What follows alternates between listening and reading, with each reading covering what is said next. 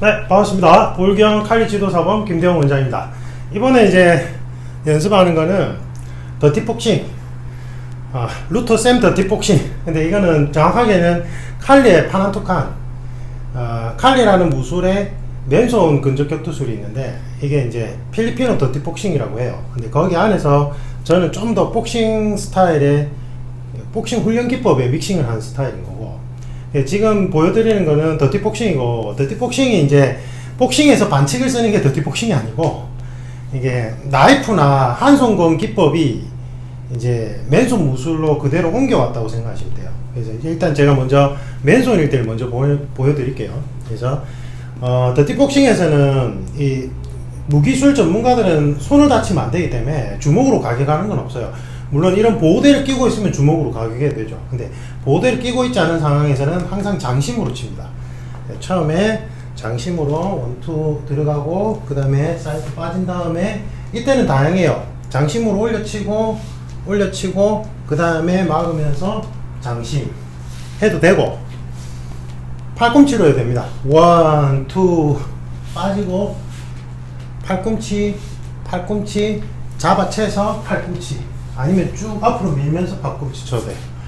그죠? 그래서 팔꿈치로 해도 되고, 그래서 파난투칸에서는 제한이 없어요. 팔꿈치로 해도 되고, 해머 스트라이크죠. 해머 스트라이크로 쳐도 되고, 아니면은 이제 장심으로 쳐도 되고, 다 돼요. 이제 이게 나이프로 들으면, 예를 들면 나이프로 이제 팥칼로 잡았다. 팥칼로 잡았다면 여기서 잽, 투 들어가죠. 그 다음에 슬래시, 그 다음에 또 슬래시, 그 다음에 락을 걸고 바로 장심. 다시 원, 투, 슬래시, 락 걸고 장심 들어가는 거예요. 뭐 뒤에 있을 때도 마찬가지입니다. 뒤에 있을 때도 같은 개념으로 되죠. 해볼까요? 여기서 원, 투 들어가죠. 이때 사각나무식으로 들어가서 팔꿈치로 할까요? 먼저 팔꿈치, 그 다음에 락을 걸고, 그 다음에 쭉 앞으로 베어주는 거죠. 근데 우리가 이걸 하려고 하는 게 아니고, 맞죠? 뭐 군인분들이야 사용하려고 하는 거겠지만, 일반인들은 이렇게 공격 루트로 들어오니까 방어를 하려고 하는 거죠. 맞죠? 이거를 쓰려고 배우는 건 아닙니다. 무기술은 무기술 루트에 대해서 정확한 이해도가 바탕이 돼야지만 무기술에 대해서 대응을 할 수 있어요. 그래서 먼저 무기술을 체계적으로 배우셔야 돼요. 정통성 있게. 또 정통 얘기하면 또 논란이 있을 수 있으니까. 이걸 이제 샌드백으로 한번 쳐볼게요. 처음에 맨손일 때 원, 투, 주먹, 그 다음에 장심. 원, 투, 팔꿈치로 한 거, 방금은. 그렇죠? 그 다음에 나이프 들고 해볼게요. 원, 투, 슬래시, 장심.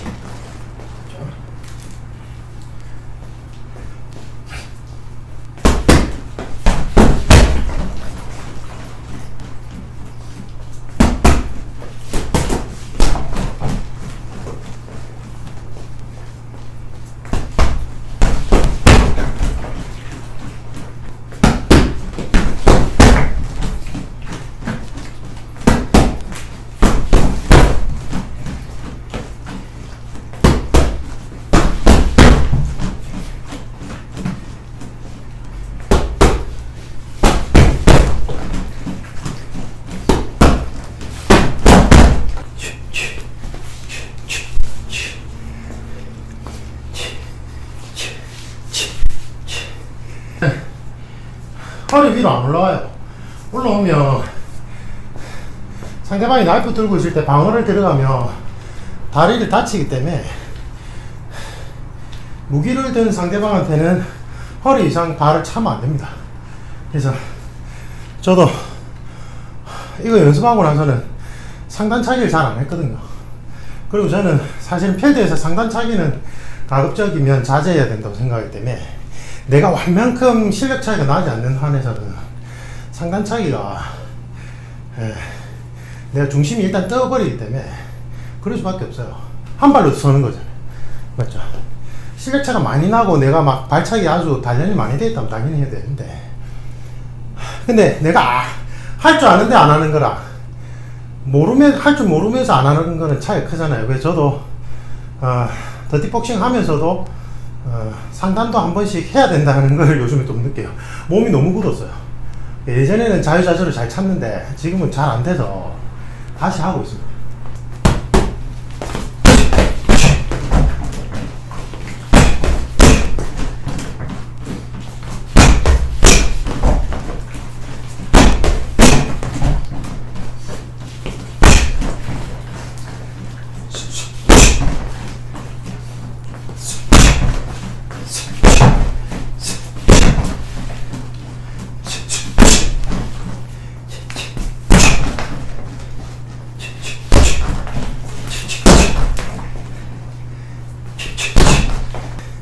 서로 무기를 들고 있는데 앞차기로 이렇게 차는 경우가 있어요.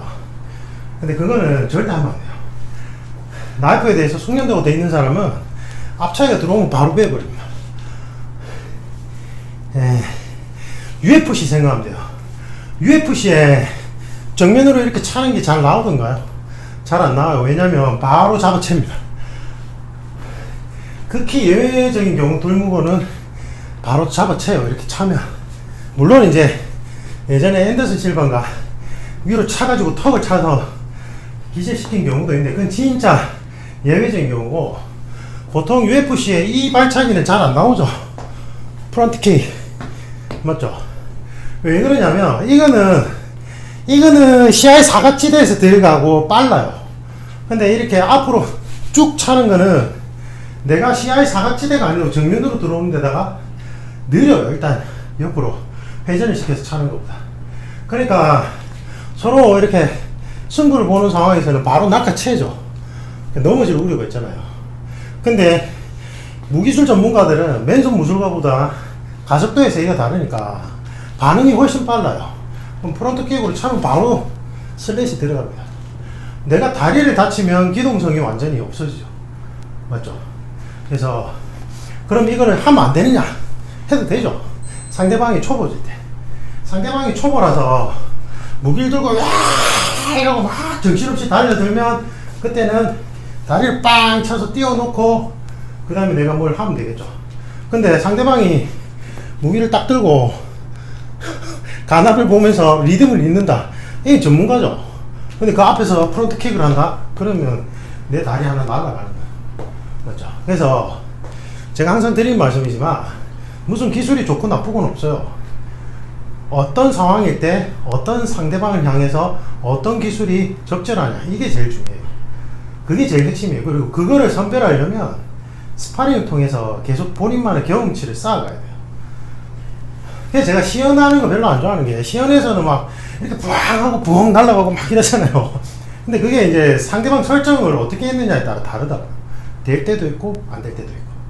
그래서 제가 요즘에 좀 걱정하는 게, 유튜브를 보면 그런 기술이 많이 오픈되니까 저 사람 저래 하네, 나도 이렇게 해서 따라 해야지 이랬다가는 잘못하면 바로 팔에 베여요. 다리가 베여서 출혈이 생기고 다리를 못 걸으면 그냥 그 위기 상황에서 내가 못 벗어난다고 생각하시면 돼요. 팔이야 다쳐도 내가 다리만 멀쩡하면 도망갈 수도 있지만 다리를 일단 다쳐버리면 도망갈 자체가 안 되잖아요. 그래서 파란토카, 이게 더티복싱, 무기를 든 더티복싱에서는 발 차이가 절대 중단 이상 올라가면 안 돼요. 다칠 우려가 없기 때문에. 그렇죠? 근데 제가 다시 얘기하지만 할 줄 아는데 안 하는 거랑 모르고 안 하는 건 차이가 크기 때문에 저도 연습을 합니다. 그리고 우리가 유사시에 만나는 사람이 다 이런 무기술 전문가일 리는 없거든요. 맞죠? 초보자들도 있고, 묻지마 폭행 이런 사람들은 초보자죠. 초보자인데 막 자기가 휘두르잖아요. 그죠? 그럴 때는 프론트킥 유용합니다.